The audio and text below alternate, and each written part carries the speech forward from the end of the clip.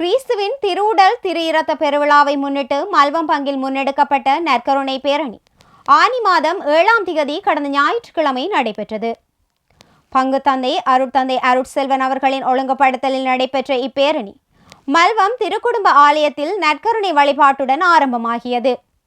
நற்கருணை வழிபாட்டை அருட்தந்தை ஸ்கரன்ராஜ் அவர்கள் நெறிப்படுத்தியதுடன் இளவாலை மறைக்கோட்ட முதல்வர் அருட்தந்தை இயேசுதாஸ் அவர்கள் நற்கருணை ஆசீரை வழங்கினார். தொடர்ந்து இப்பேரணி உடுவில் புனித செபமாலை அன்னை ஆலயம், சுன்னாகம் அந்தோனியார் ஆலயம், கந்தரோடை ரோசா மாதா ஆலயம், சங்குவேலி குழந்தை இயேசு ஆலயம் என்பவற்றினூடாக அந்திரான் புனித வேளாங்கண்ணி அன்னை ஆலயத்தை சென்றடைந்து அங்கு இடம்பெற்ற நற்கருணை ஆசீர்வாதம் மற்றும் திருப்பலியுடன் நிறைவடைந்தது. திருப்பலியை யாழ் கொழும்புத்துறை புனித பிரான்சிஸ் சவேரியார் உயர் குருத்துவ கல்லூரி விரிவுரையாளர் அருட்தந்தை ரவிராஜ் அவர்கள் தலைமை தாங்கி ஒப்புக்கொடுத்ததுடன் இறுதி ஆசீரை பங்கு தந்தை அருட்தந்தை அருட்செல்வன் அவர்கள் வழங்கினார். இப்பேரணி தரித்த இடங்களில் சிறப்பு நற்கருணை வழிபாடுகள் நடைபெற்றதுடன் சுன்னாகம் புனித அந்தோனியார் ஆலயம் முன்றலில் சுன்னாகம் பங்கு தந்தை அருட்தந்தை நிக்சன் கொலின்ஸ் அவர்களுடன் பங்கு மக்கள் இணைந்து ஆராதனையும் முன்னெடுத்தனர். இவ்வழிபாடுகளை அமலமெரி தியாய்கள் சபை அருட்தந்தையர்கள் Chandrabose, Levon Suthan, Vincent Patrick ஆகியோர் நெறிப்படுத்தினர்.